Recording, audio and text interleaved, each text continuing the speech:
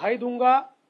एक बहुत ही बैलेंस्ड इस प्रकार का बजट उन्होंने पेश किया है और विशेष रूप से कोविड के बाद दुनिया की सारी अर्थव्यवस्थाओं का संतुलन जहां बिगड़ा है, वही भारत की अर्थव्यवस्था को संतुलित करने का काम हमारी फाइनेंस मिनिस्टर ने किया है और आंकड़े ये दर्शाते हैं कि हमारी अर्थव्यवस्था और मजबूत हो रही है। विशेष रूप से किसान, गरीब, युवा और महिला, इनको समर्पित इस प्रकार का ये बजट है। किसानों के लिए कई योजनाएं घोषित की गई है। हमारे युवाओं के लिए विशेष रूप से 4 करोड़ से ज्यादा रोजगार निर्माण की जो योजनाएं है, जिसमें रोजगार निर्माण के लिए इंसेंटिव देने का काम सरकार कर रही है। मुझे इस बात की खुशी है कि महाराष्ट्र ने भी एक ऐसी योजना लाई है और अब केंद्र सरकार की योजना आने के कारण हमारे युवाओं को इसमें बहुत फायदा मिलेगा। महिला सेंट्रिक योजनाओं का ब्यौरा आपके सामने अभी मैं पूरा नहीं रख रहा हूं क्योंकि उसको काफी समय लगेगा, लेकिन मुझे बहुत खुशी है कि महिलाओं को फोकस रखते हुए एक बहुत बड़ी व्यवस्था इसमें की गई है। विशेष रूप से हमारे मध्यम वर्गीयों को, मिडिल क्लास को जो इनकम टैक्स के प्रावधान है, उन प्रावधानों के कारण 17,500 रुपए सालाना बचत होगी, जो मैं ऐसा मानता हूं बहुत महत्वपूर्ण है। विशेष रूप से जो हमारा जो इंफ्रास्ट्रक्चर का क्षेत्र है, इसमें 11 लाख करोड़ रुपए का निवेश केंद्र सरकार कर रही है, जो एक अप्रत्याशित निवेश है। इससे गांव-गांव तक इंफ्रास्ट्रक्चर की सुविधाएं पहुंचेगी। रास्ते, हमारे ब्रिजेस, हमारे पोर्ट, हमारे एयरपोर्ट, हमारी रेलवे, हमारा जिसको कह सकते हैं बाकी सारा इलेक्ट्रिसिटी का इंफ्रास्ट्रक्चर, ये सारी चीजों में बहुत बड़े पैमाने पर काम होगा। इस सरकार का मैं विशेष इसलिए अभिनंदन करना चाहता हूं। सामाजिक क्षेत्र में जो इस सरकार का निवेश है, सरकार ने पिछले 5 वर्षों में वो दुगना किया है।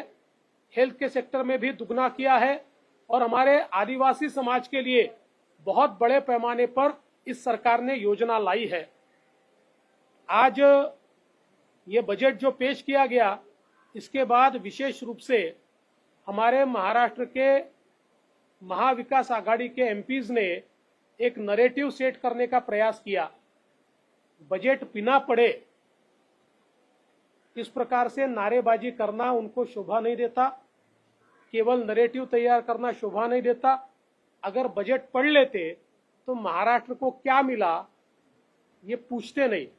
अभी तो मेरे पास बजट की फाइन प्रिंट आनी है, मैंने एट ए ग्लांस जो निकाला पिछले 20-25 मिनट में, वो भी मैं आपको अगर बताऊं तो महाराष्ट्र को विदर्भ मराठवाड़ा में सिंचाई के जो प्रकल्प चल रहे हैं उसमें 600 करोड़ रुपया मिला है, ग्रामीण रास्ता सुधार में 400 करोड़ रुपया मिला है, इकोनॉमिक क्लस्टर में 466 करोड़ रुपया मिला है, क्लाइमेट रेजिलियंट एग्रीकल्चर में 598 करोड़ रुपया मिला है, agri business and rural transformation project को 150 करोड़ मिला है, MUTP 3 मुंबई की महत्वाकांक्षी योजना 908 करोड़ रुपया मिला है, मुंबई में मेट्रो के लिए 1087 करोड़ रुपया मिला है, दिल्ली मुंबई कॉरिडोर के लिए 499 करोड़ रुपया मिला है, MMR ग्रीन अर्बन मोबिलिटी के लिए 150 करोड़ मिला है, नागपुर मेट्रो के लिए 683 करोड़ मिला है, नाग नदी सुधार के लिए 500 करोड़ रुपया मिला है, पुणे मेट्रो के लिए 814 करोड़ रुपया मिला है, पुणे में नदी सुधार मुड़ा मुठा प्रकल्प के लिए 690 करोड़ रुपया मिला है। अभी तो केवल 2 डिपार्टमेंट का पैसा मैं यहाँ पर थोड़ा निकाल पाया हूँ, कल तक इसकी पूरी लिस्ट हम देंगे। तो एक प्रकार से मोदी जी के एजेंडे पे महाराष्ट्र को प्राथमिकता है।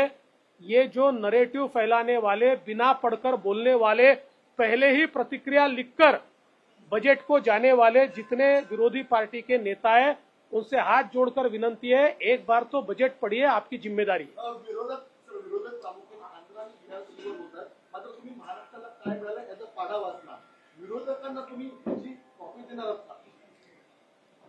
त्यांना अधिकृत बजेटची कॉपी मिळाली, ती देखील ते वाचत नाही, तर माझी कॉपी ते काय वाचणार आहे? विरोधकांनी या बजेट नंतर काय प्रतिक्रिया द्यायची हे आधीच लिहून नेलेलं आहे। यांची प्रत्येकाची प्रतिक्रिया ठरलेली आहे. मी आकड्यांसहित सांगतोय, त्यामुळे ते उत्तर देऊ शकणार नाहीत. त्यामुळे नरेटिव्ह केवळ सेट करतील. महत्वाचं असं आहे की प्रत्येक बजेटला एक थीम असते. यावेळी ही जी आपल्याला थीम आहे ही साधारणपणे पूर्वी किनारपट्टी अशा प्रकारची थीम आपल्याला पाहायला मिळते, म्हणून ही काही राज्य स्पेशली मेन्शन झालेली आहे.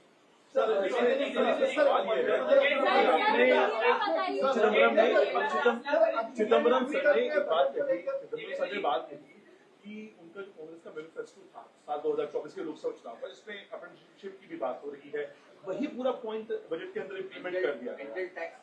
हाँ, ये जो होता है उनके पॉइंट्स ले लिए गए, उनको यहाँ पे इम्प्लीमेंट। तो मुझे ऐसा लगता है फिर चिदम्बरम साहब ने इस बजट का स्वागत करना चाहिए. उन्होंने कहना चाहिए कि बहुत अच्छा बजट आया है. उन्होंने कहना चाहिए कि हमारे मन लायक बजट आया है. दोनों तरफ से ये लोग बोलते हैं. देखिए, उनका तो जो मैनिफेस्टो था वो खटाखट वाला मैनिफेस्टो था, लेकिन अब जिन राज्यों में उनकी सरकारें हैं उन राज्यों में भी खटाखट नहीं चालू हुआ. कम से कम उन राज्यों में तो खटाखट चालू करके दिखाइए.